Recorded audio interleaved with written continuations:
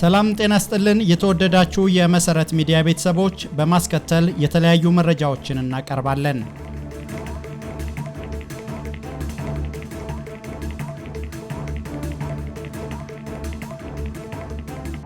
በቅድሚያ ርዕሶቹን አዲሱን የቴዎድሮስ ካሳሁን ዘፈን ሲያዳምጡ ተገኙ የተባሉ ከ100 በላይ ወጣቶች አዲስ አበባ ውስጥ መታሰራቸው ተሰማ። ልጄ በፖሊስ የተወሰደችው ዘፈን ከፍተሽ አድምጠሻል ተብላ ነበር። ዛሬ ደግሞ በመንግስት ሚዲያ ከአልሸባብ ጋር በመተባበር ሽብር ልትፈጽም ስትል ተያዘች በሚል ፎቶዋን ከሌሎች ሰዎች ጋር አየው ሲሉ ልጃቸው የተያዘችባቸው ወላጅ ለመሰረት ሚዲያ ገለጹ። በሚዛን አማን ከተማ በተገነባው አየር ማረፊያ ዙሪያ ያሉ ነዋሪዎች ልጆቻቸውን ይዘው ጎዳና ሊወጡ መሆኑን ተናገሩ። አዲስ አበባ ለማረፍ ሲቃረቡ የበረራ መረጃቸውን የሚያጠፉ ወታደራዊ አውሮፕላኖች ለሌሎች በረራዎች ስጋት እየሆኑ መምጣታቸው ተሰማ። ጭምብል የለበሱ ሰዎች የአዲስ ስታንዳርድ ማኔጂንግ ኤዲተርን ከቢሮ አግተው መውሰዳቸውን ሚዲያው አስታወቀ። መሰረት ሚዲያ በአዲስ ሚዲያ ኔትወርክ ዙሪያ በቅርቡ የሰራውን የምርመራ ዘገባ ተከትሎ ከንቲባዋ ዋና ስራ አስፈጻሚውን ከኃላፊነት አነሱ። በአዲስ አበባ ከተማ ውስጥ በቤቶች ልማት ማስተላለፍና አስተዳደር ላይ ቁልፍ ሚና የነበራቸው 2 ከፍተኛ ባለስልጣናት በቁጥጥር ስር ዋሉ። በመጨረሻም ኢትዮጵያ በአዋጅ የተቋቋመ ብሔራዊ ሙዚየም እንዳይኖራት ለምን ተፈለገ በሚል ርዕስ የተዘጋጀ አስተያየት እናቀርባለን። መረጃዎቹን በዝርዝር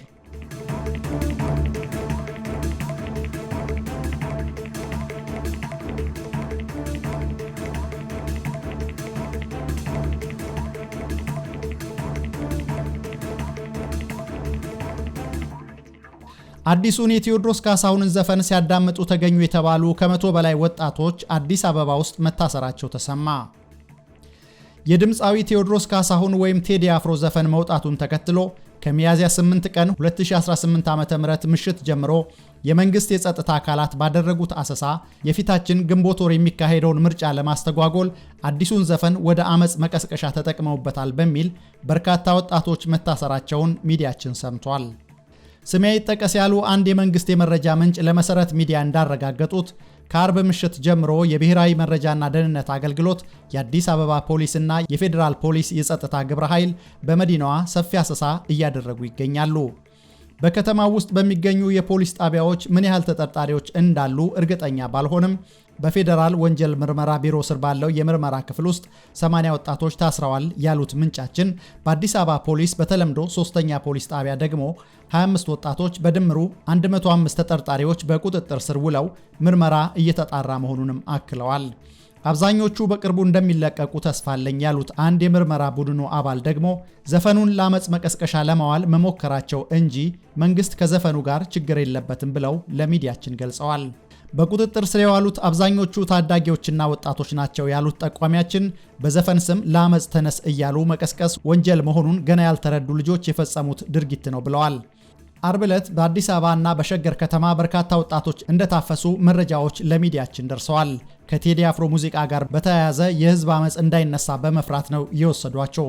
ጎሮ አካባቢ የሚኖረውን አጎቴን ቤቱ ሰተት ብለው ገብተው ነው ይዘውት የሄዱት። ሜክሲኮ አካባቢ ነው ወስደው ያሰሯቸው በማለት አንድ የከተማው ነዋሪ ተናግረዋል። በተያያዘ ዜና የቴዎድሮስ ካሳሁን ዘፈን ከወጣበት ዕለት ጀምሮ ሌሊት በከተማዋ ባልተለመደ መልኩ ረዘም ያለ ፍተሻ ሲካሄድ ማደሩን የመሰረት ሚዲያ ምንጮች ጠቁመዋል።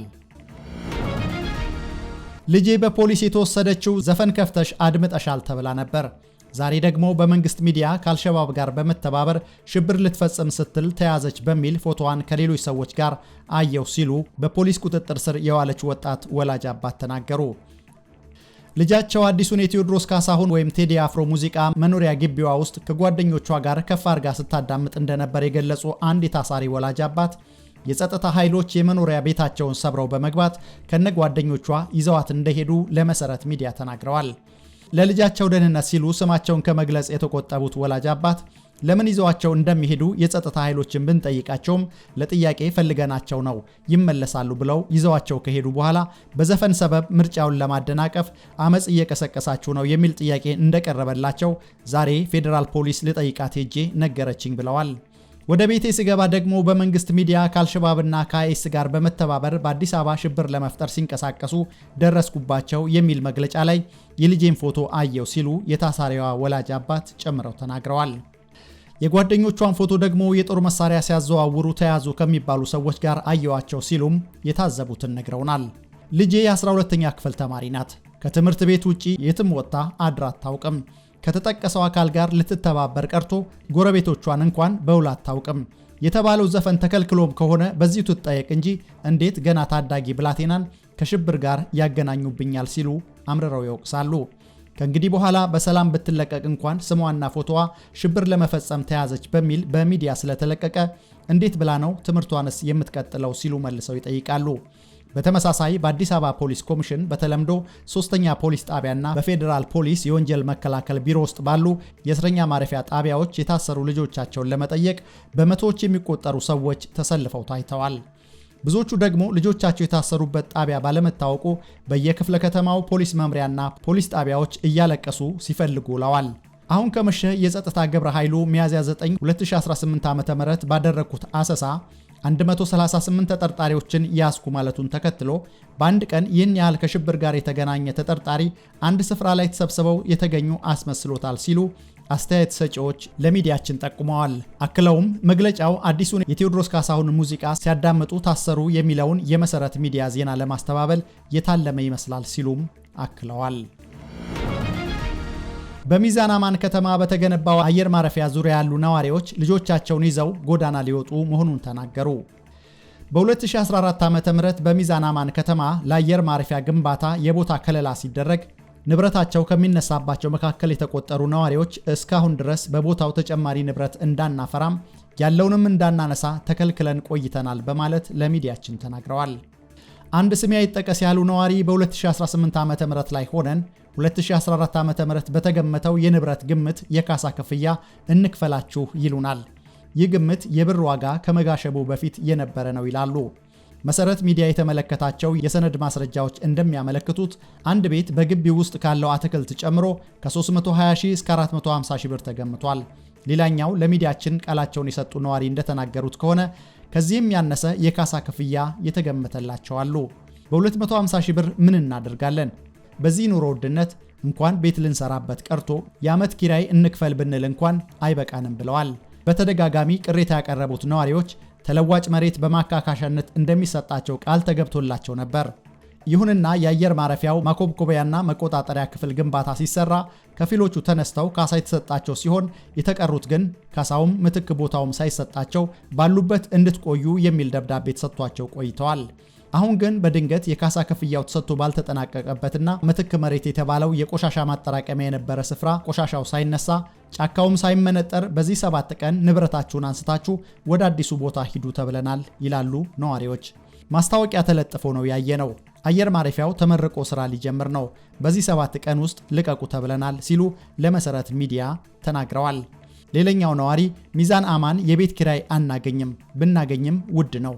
ልጆቻችንን ይዘን የት እንድንገባ ነው በ7 ቀናት ውስጥ ልቀቁ የምንባለው ብለዋል። እስካሁን የካሳ ገንዘባችንም አልተሰጠንም። ልጆቻችንን ይዘን ጎዳና ልንወጣ ነው ሲሉ በምሬት ገልጸዋል። አዲስ አበባ ለማረፍ ሲቃረቡ የበረራ መረጃቸውን የሚያጠፉ ወታደራዊ አውሮፕላኖች ለሌሎች በረራዎች ስጋት እየሆኑ መምጣታቸው ተሰማ። የሲቪል አየር ማረፊያዎችን የሚጠቀሙ ወታደራዊ አውሮፕላኖች በዓለም ዙሪያ እንደ ትልቅ ስጋት ይታያሉ። የበረራ መረጃ ማሰራጫቸውን ወይም ትራንስፖንደር ሲያጠፉ ደግሞ ስጋቱን በብዙ እጥፍ ያሳድገዋል። በቅርቡ በአዲስ አበባ ዙሪያ እየታየ ያለውም ይህ እንደሆነ የመሰረት ሚዲያ ምንጮች እየተናገሩ ይገኛሉ። አዲስ አበባ ቦሌ አየር ማረፊያ ሲቃረቡ እንደ ራዳር 24 ባሉ የበረራ መከታተያዎች እንዳይታዩ የበረራ መረጃቸውን የሚያጠፉ ወታደራዊ አውሮፕላኖች ከቦሌ አየር ማረፊያ ለሚነሱ የመንገደኞች አውሮፕላኖች ስጋት እየሆኑ መምጣታቸው ታውቋል። እነዚህ ዕቃ ጫኝ አውሮፕላኖች አብዛኞቹ ሩሲያ ስሪት የሆኑ ኢሉሽን ሲሆኑ ከቅርብ ጊዜያት ወዲህ በረራዎቹ ወታደራዊ ቁሳቁሶች እያጓጓዙ መሆኑን የሚገልጹ መረጃዎች መውጣታቸውን ተከትሎ ትራንስፖንደር እያጠፉ መሆኑን ጉዳዩን የሚከታተሉ ምንጮች ይናገራሉ። ይህ ጉዳይ በተከታታይ እየተከሰተ ነው። እነዚህ አውሮፕላኖች መረጃቸውን ስለሚያጠፉ የአየር ተቆጣጣሪዎች ችግር እየገጠማቸው ነው ብለዋል። አክለውም ይህንን የበረራ መረጃ ወይም ትራንስፖንደር ያጠፋ አውሮፕላን በአየር ትራፊክ ተቆጣጣሪዎች አይታይም። ስለዚህ ከነሱ ቁጥጥር ውጪ ነው። ይህ ደግሞ የአየር ላይ ግጭት ሊያስከትል የሚችል አደገኛ አካሄድ ነው በማለት አስረድተዋል። ሚዲያችን ያነጋገራቸው ሌላ አንድ የአቪዬሽን ባለሙያም የጉዳዩን አሳሳቢነት ገልጸው የአዲስ አበባ ቦሌ ኤርፖርት በጣም ቢዚ ኤርፖርት ነው። እዚህ ቦታ ላይ ትራንስፖንደር ማጥፋት ማለት አደጋን መጋበዝ ነው። የአየር ትራፊክ ተቆጣጣሪዎች አውሮፕላኖቹን መቆጣጠር ካልቻሉ አደጋ ቢከሰት እንኳን ማስቆም አይችሉም ብለዋል። በቅርብ ቀናት መለያው BTO 4102 የሆነ የባሎት ኤር ንብረት የሆነ ወታደራዊ ዕቃ ጫኝ አውሮፕላን ይህን ድርጊት በተደጋጋሚ እየፈጸመ ይገኛል ተብሏል። ሌላ መለያው EW 505TR የሆነ ሩሲያ ስሪት ኢሉሽን IL-62 የጭነት አውሮፕላንም ድሬዳዋ መታየቱ ታውቋል። የአቪዬሽን ተንታኞች ትራንስፖንደር በኤርፖርት አካባቢ ማጥፋት አንድን አውሮፕላን ሌሎች እንዳያዩት እንደሚያደርግ ጠቅሰው ለማረፍ እንኳን በአይን በሚደረግ ቅኝት ብቻ የታገዘ መሆኑን ይናገራሉ። አንድ አውሮፕላን የበረራ መረጃው እንዲጠፋ ከተደረገ የሌሎች አውሮፕላኖች ትራፊክ ኮሊዥን አቮይዳንስ ሲስተም ወይም TCAS እንዳያየው ይሆናል። በዚህ ምክንያት ግጭት ሊከሰት ይችላል በማለት አስረድተዋል። የዛሬ ዓመት ተኩል ገደማ በአንድ የአሜሪካ የመንገደኞች አውሮፕላንና ወታደራዊ ብላክ ሃውክ ሄሊኮፕተር መሃል ዋሽንግተን ዲሲ አቅራቢያ ግጭት ተከስቶ የ67 ሰዎች ሕይወት የጠፋው ወታደራዊ ሄሊኮፕተሩ ትራንስፖንደር አጥፍቶ ስለነበር እንደሆነ በወቅቱ ተዘግቧል። አሁንም ይህን መረጃ የምናገረው ከሌሎች እንድንማር ነው። አደጋ ሳይከሰት ድርጊቱ እንዲስተካከል ነው በማለት ስማችን አይጠቀስ ያሉ ምንጮች ነግረውናል። ጭምብል የለበሱ ሰዎች የአዲስ ስታንዳርድ ማኔጂንግ ኤዲተርን ከቢሮ አግተው መውሰዳቸውን ሚዲያው አስታወቀ። የአዲስ ስታንዳርድ ሚዲያ ባልደረባ የሆነው ጋዜጠኛ ሚሊዮን በየነ ሚያዝያ 7 2018 ዓ.ም ረፋድ 4 ሰዓት ከ40 ገደማ ማንነታቸው ባልታወቁና ሲቪል ልብስ በለበሱ ሰዎች ከመስሪያ ቤቱ ተወስዶ የደረሰበት አለመታወቁን ሚዲያው አስታውቋል። እነዚህ ግለሰቦች ጋዜጠኛ ሚሊዮንን ለጥያቄ ትፈለጋለህ ካሉት በኋላ ወዳልታወቀ ስፍራ ይዘውት ሄደዋል ያለው ሚዲያው የደህንነት ካሜራ ወይም CCTV ምስል እንደሚያሳየው በርካታ ሲቪል ልብስ የለበሱ ግለሰቦች በጥቂት ደቂቃዎች ውስጥ ተከታትለው ወደ ህንፃው ሲገቡ ይታያል ብሏል። በምስሉ ቢያንስ 3 ባርኔጣና ማስክ ያደረጉ እንዲሁም አንድ ባርኔጣና ማስክ ያላደረገ ግለሰብ በደረጃው አካባቢ ሲንቀሳቀሱና ተግባራቸውን ሲያቀናጁ ታይተዋል። ጥቂት ቆይቶም ጋዜጠኛ ሚሊዮን በቡድን ታጅቦ ከቢሮው ሲወጣ ይታያል። ግለሰቦቹ ድርጊቱን በታቀደና በተደራጀ መልኩ ሲፈጽሙ የታየ ሲሆን አንደኛው እየመራ ሌሎቹ ደግሞ ተከታትለውት ከህንፃው በጋራ ወጥተዋል በማለት ክስተቱን አብራርቶ ጽፏል። ከድርጊቱ በኋላ የጃኬን አመራሮችና የህግ ቡድን ጋዜጠኛ ሚሊዮን ያለበትን ቦታ ለማወቅ ቀኑን ሙሉ ከፍተኛ ጥረት ሲያደርጉ የቆዩ ቢሆንም የአዲስ አበባ ፖሊስ፣ የፌዴራል ፖሊስ ኮሚሽን፣ የለሚ ኩራ ክፍለ ከተማ ፖሊስ መምሪያና የመሪ አካባቢ ፖሊስ ጣቢያ ሚሊዮን በየነ በእነሱ ቁጥጥር ስር አለመሆኑን መናገራቸው ታውቋል። ጋዜጠኛ ሚሊዮን በየነ ቤተሰቡን የሚያስተዳድር በመንግስትም ሆነ በግል መገናኛ ብዙሃን የብዙ ዓመታት ልምድ ያለው አንጋፋ ጋዜጠኛ ሲሆን ይህ እገታ የተፈጸመው ባለፉት ጥቂት ወራት በአዲስ ስታንዳርድ የዜና ክፍልና ስራዎች ላይ ተደጋጋሚና እየበረታ የመጣ የጸጥታና የአስተዳደራዊ ጫናዎች ባሉበት ወቅት ነው ተብሏል። የአዲስ ስታንዳርድ ዋና አዘጋጅ ዮናስ ከድር ይህን አስደንጋጭ ድርጊት አጥብቀን እናወግዛለን ያለ ሲሆን ጋዜጠኛ ሚሊዮን በየነ ማንነታቸው ባልታወቁ ግለሰቦች መወሰዱ ተቀባይነት የሌለውና እጅግ አሳሳቢ ነው። በአስቸኳይ እንዲለቀቅ እንጠይቃለን። የሚመለከታቸው አካላትም የእሱን ደህንነት ለማረጋገጥና የሕግ የበላይነትን ለማስከበር በፍጥነት እንዲንቀሳቀሱ እናሳስባለን ብሏል። መሰረት ሚዲያ በአዲስ ሚዲያ ኔትወርክ ዙሪያ በቅርቡ የሰራውን የምርመራ ዘገባ ተከትሎ ከንቲባዋ ዋና ስራ አስፈጻሚውን ከኃላፊነት አነሱ። ሚዲያችን ጥር 14 ቀን 2018 ዓ.ም አዲስ ሚዲያ ኔትወርክና ያልተገለጠ ገመናው በሚል በሰራው የምርመራ ዘገባ በተቋም ውስጥ ያለው ህገወጥ አሰራር፣ የሰራተኞች በደል፣ የጥቅም ትስስርና የመብት ጥሰት በዝርዝር ተቃኝቶ ነበር። በዚህ ምርመራ ላይ እንደተጠቀሰው ተቋሙ አንድ ዋና ስራ አስፈጻሚና 10 ምክትሎች እንዳሉት በእነሱ ስር 5 የዲቪዥን ኃላፊዎችና 42 ዳይሬክተሮች እንደሚገኙና እነዚህ ሁሉ የመንግስትን ከፍተኛ ጥቅማ ጥቅም እንዲያገኙ የተደራጁ መሆናቸውን ተጋልጦ ነበር። አመራሮች የተቋሙን ዶክመንተሪ ስራ በግል ውል ፈጽመው እስከ መስራት ደርሰዋል። በተቋሙ ካሜራና ባለሙያ አስቀርጸውና ኤዲት አሰርተው ክፍያውን በግል አካውንት መቀበል የተለመደ ሆኗል የሚለው የምርመራ ዘገባው ውጤት ነው። ዘገባው አክሎም ሴት ሰራተኞች ላይ በሚደርስ ጾታዊ ትንኮሳ ስራቸውን የለቀቁ አሉ። ባለሙያዎችን ለስራ ፊልድ ልከው እነሱ ከሄዱ በኋላ ተከትሎ በመሄድ ከከተማ ውጪ የሚተነኩሱ አሉ በማለት አጋልጧል። አሁን ለሚዲያችን የደረሰው መረጃ እንደሚጠቁመው ከንቲባ አዳነች አቤቤ የአዲስ ሚዲያ ኔትወርክ ዋና ስራ አስፈጻሚ አቶ ካሳሁን ጎንፋን አንስተው በምትኩ ጋዜጠኛ ሰለሞን ዲባባን ሾመዋል።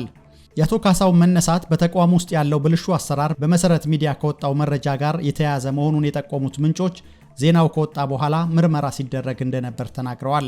አዲሱ ተሿሚ ከኦቢኤን እስከ አዲስ ሚዲያ ኔትወርክ የሥራ ልምድ ያለው መሆኑን ሚዲያችን የሰማ ሲሆን የተሻለ አመራር እንደሚኖር በሰራተኞች ተስፋ ተደርጓል። አዲስ ሚዲያ ኔትወርክ አሁን ያለውን ስያሜ ከማግኘቱ በፊት በርካታ ችግሮች አሉበት በሚል በለውጡ ማግስት ሪፎርም ተደርጎ እንደ አዲስ የተደራጀ የከተማ አስተዳደሩ ተቋም ነው። ማንንም የማይወክሉ በጥቅም የተሳሰሩ ቡድኖች እየሰሩት ያለው ተግባር ምናልባትም የከንቲባ አዳነች አስተዳደርን ግምት ውስጥ የሚጥልና ለከተማዋ ገጽታም መጥፎ ማሳያ የሚሆን ነው ብለን እናምናለን ብለው ለምርመራ ዘገባችን የተናገሩት በተቋም ውስጥ ያሉ እንዲሁም ከተቋሙ ውጭ ያሉ የምርመራ ዘገባችን በርከት ያሉ ስማችን አይጠቀስ ያሉ ምንጮች ናቸው።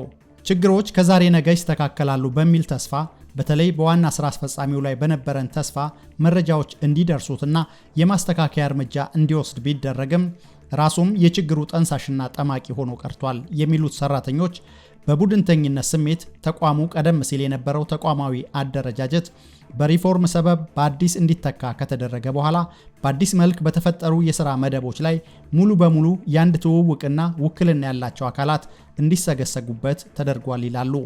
በተቋሙ ውስጥ ሁለት ጎራ ማለትም ነባሮቹና አዲሶቹ በሚል ቡድን ተመስርቷል። ከነባሮቹ 85 በመቶ የሚሆኑት በተለያየ ምክንያት ተገፍተው ከተቋሙ እንዲለቁና እንዲባረሩ ከተደረገ በኋላ የተቀሩት 15 በመቶዎቹ ለአዲሶቹ የሚታዘዙና የሚያደርጉትን በወጉ እንዳያውቁ የስነ ልቦና ጫና የተፈጠረባቸው ናቸው።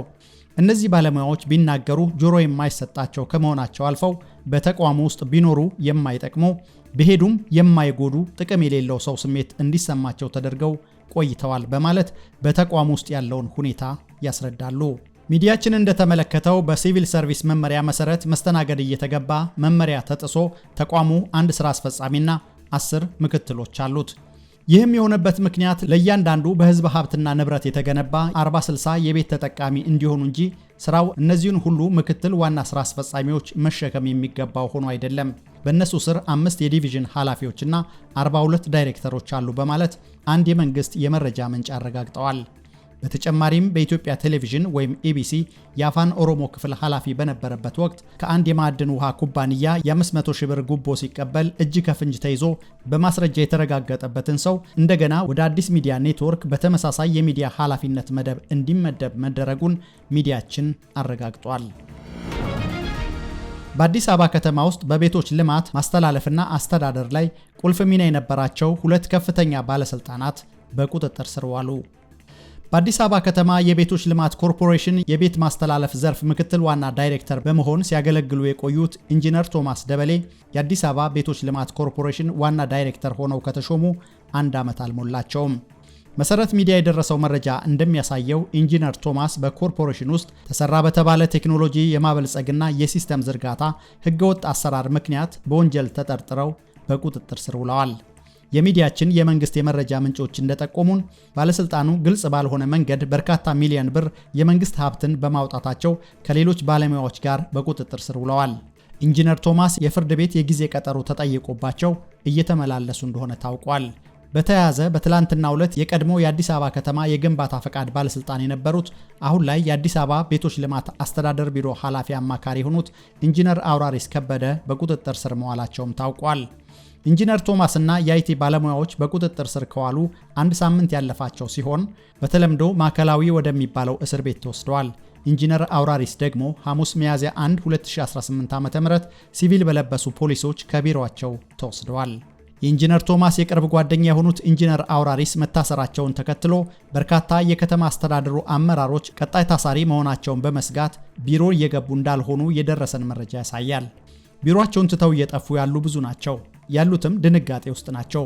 ዋናው ቁም ነገር ያለው ግን አንዱ ዋና ሙስና ከሲስተም ጋር የተያያዘ ነው በማለት ምንጫችን ጠቁመዋል። በተያያዘ ዜና በህገወጥ መንገድና ግልጽነት በጎደለው ሁኔታ በርካታ አመራሮች ከጨረታ ውጭ በኮሪደር ልማቱ አካባቢ የተሰሩ ከ100 በላይ ሱቆችን ለዘመዶቻቸው እያከፋፈሉ መሆኑንም መሰረት ሚዲያ ከታማኝ ምንጮቹ ሰምቷል። ለከንቲባ ጽሕፈት ቤት ይህ የህገወጥ ስራ መረጃ ቢሰጠውም የተወሰኑ አመራሮች እነሱም እጃቸው ስላለበት ከዋጋ በታች እየተሰጠ ያለውን ህገወጥ የንግድ ሱቅ ኪራይ ማስቆም አልፈለጉም በማለት ምንጮች ጠቁመዋል። ኢትዮጵያ በአዋጅ የተቋቋመ ብሔራዊ ሙዚየም እንዳይኖራት ለምን ተፈለገ? በመጀመሪያ ደረጃ ይህን መረጃ ለመሰረት ሚዲያ ለመላክ ስወስን ተቋማችሁ በታማኝነት የህዝብን ድምጽ ያሰማል ብዬ የማምን ኢትዮጵያዊ ዜጋ መሆኔን እንድታውቁልኝ እፈልጋለሁ። ለህዝብ የሚታመን መረጃ በማቅረባችሁ ትልቅ አክብሮትና ምስጋና አለኝ ይላሉ ጸሐፊው። የኢትዮጵያ ብሔራዊ ሙዚየም በ1936 ዓ.ም የኢትዮጵያ ብሔራዊ ቤተ መጻሕፍት አካል በመሆን የተቋቋመና በቀደምትነት የሚጠቀስ አንጋፋ የባህል ተቋም ነው። ይሁንና ብሔራዊ ሙዚየሙ ከምስረታው ጀምሮ በተለያዩ መንግስታት ዘመን ህጋዊ ዕውቅና ሳይኖረው ዘርፉ የሚጠይቀውን አግባብነት ያለው የሙዚየም አደረጃጀትና አሰራር እንዲከተል ሳይደረግ በተለያዩ የመንግስት ተቋማት ስር ተጠሪ ሆኖ መቆየቱ የሚታወቅ ነው። ዛሬም ላይ በመዋቅር ደረጃ በኢትዮጵያ ቅርስ ባለስልጣን ስር እንደ አንድ መሪ ስራ አስፈጻሚ ተዋቅሮ የሚገኘው ብሔራዊ ሙዚየም ከስያሜው ጀምሮ የኢትዮጵያን ህልውና የካደና መሰል የዓለም አቀፍ ተቋማት ከሚያከናውኑት ተግባርና አሰራር የተቃረነ ሆኖ መቀጠሉ ዘርፉ አሁን ላይ ዓለም ከደረሰበት ደረጃ አንጻር ተወዳዳሪነት እንዳይኖረው ተደርጎ ይገኛል። በዚህም ምክንያት የሙዚየሙን ጉዳይ ለሚመለከታቸው የመንግስት አካላት በተለያዩ ጊዜያት ቀርቦና ችግሩ ታምኖበት እልባት እንደሚሰጠው ቃል የተገባ ቢሆንም በጥቂት አላዋቂና ግብዝ ግለሰቦች ፍላጎት ምክንያት ሀገራዊና ትክክለኛ ተቋማዊ አደረጃጀት እንዳይፈጠር በተለይም የፌዴራል አስፈጻሚ አካላትን ስልጣንና ተግባር እንዲሁም ትክክለኛ አደረጃጀትን ለመፍጠር በወጣው አዲሱ አዋጅ ቁጥር 1263/2014 ጊዜ ችግሩ ተደባብሶና ተወሳስቦ የቀጠለ መሆኑ ጉዳዩን በጣም አሳዛኝና ታሪክ ይቅር የማይለው ያደርገዋል። ሙዚየሞች ከሚያከናውኗቸው ዋና ዋና ተግባራት መካከል ጥቂቶቹ ቅርሶችን መሰብሰብ፣ መሰነድ፣ ማጥናት፣ ጥበቃና እንክብካቤ ማድረግ እንዲሁም ቅርሶችን ለትምህርት፣ ለምርምር፣ ለመዝናኛነትና ለልማት እንዲውሉ ማስቻል ወዘተ የሚሉትን መጥቀስ ይቻላል። ነገር ግን በ2015 ዓ.ም በአስፈጻሚነት ደረጃ እንደ አዲስ በተዋቀረው የብሔራዊ ሙዚየም መሪ ስራ አስፈጻሚ ስር 4 ዴስኮች ያሉ ሲሆን እነሱም የሙዚየም ኤግዚቢሽን፣ የሙዚየም ትምህርት፣ የሙዚየም ማርኬቲንግና ፕሮሞሽን እንዲሁም የሙዚየም ደህንነት ዴስኮች ናቸው። ይሁንና በ2015 ዓ.ም በአዲስ የተዋቀረው የብሔራዊ ሙዚየም መሪ ስራ አስፈጻሚ ከላይ የተዘረዘሩትን መሰረታዊ የሙዚየም ተግባራትንና ኃላፊነቶችን በአጠቃላይ በሚባል ደረጃ ያለያዘ መሆኑ በዘርፉ እንደ ተቋምም ሆነ እንደ ሀገር ወደ ኋላ እንደቀረን ትልቅ ማሳያ ነው። በተጨማሪም የኢትዮጵያ ቅርስ ባለስልጣን ከስሙ እንደምንረዳው አስፈጻሚ ባለስልጣን ቢሆን በተመሳሳይ የሙዚየሞችን ተግባርና ኃላፊነት በመያዝ በሀገራችን ኢትዮጵያ ሙዚየሞች እንዳይስፋፉና እንዳይለሙ ትልቅ ማነቆና እንቅፋት ሆኖ ይገኛል። ባለስልጣኑ በ2018 ዓ.ም መንግስት በአገር አቀፍ ደረጃ እያደረገ ያለውን የተቋማት የሪፎርም ስራ ምክንያት በማድረግ የሙዚየሙን ስያሜ በሕግ የብሔራዊ ሙዚየም መሪ ስራ አስፈጻሚ ማድረጉ ሳያንሰው በታፔላ የኢትዮጵያ ብሔራዊ ሙዚየም የሚል ስም ለጥፎ ህዝብን በማሳሳትና በማታለል ዓለም አቀፍ ተቋማት ከሚያከናውኑት ተግባርና አሰራር የተቃረነ ሆኖና ተባብሶ መቀጠሉ ያሳዝናል። በይበልጥ የባለስልጣኑ የበላይ አካል የሆነው የቱሪዝም ሚኒስቴር ችግሩን በተመለከተ በተደጋጋሚ ቢነገረውም ሰምቶ እንዳልሰማ አይቶ እንዳላየ ሲያልፍ መመልከት በጣም ያስቆጫል። ስለሆነም የብሔራዊ ሙዚየም መሪ ስራ አስፈጻሚ ከስያሜው ጀምሮ የተሳሳተ መሰል የዓለም አቀፍ ተቋማት ከሚያከናውኑት ተግባርና አሰራር የተቃረነ ሆኖ መቀጠሉ አግባብነት የለውም። በተያያዘም ኢትዮጵያ እስከ ዛሬ ድረስ የዓለም አቀፉ የሙዚየሞች ካውንስል አባል ሀገር ሳትሆን መቆየቷ እንደ ሀገር ከዘርፉ ብዙ ጥቅሞችን ሳታገኝ ቆይታለች።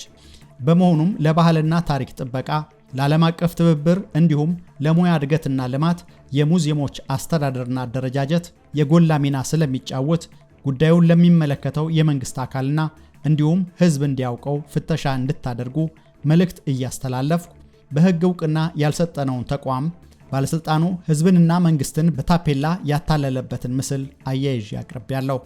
ያስተውሉ፣ የብሔራዊ ሙዚየም መሪ ስራ አስፈጻሚ የሚለው በህግ ዕውቅና የተሰጠው ሲሆን የኢትዮጵያ ብሔራዊ ሙዚየም የሚለው ህጋዊ ዕውቅና የለውም።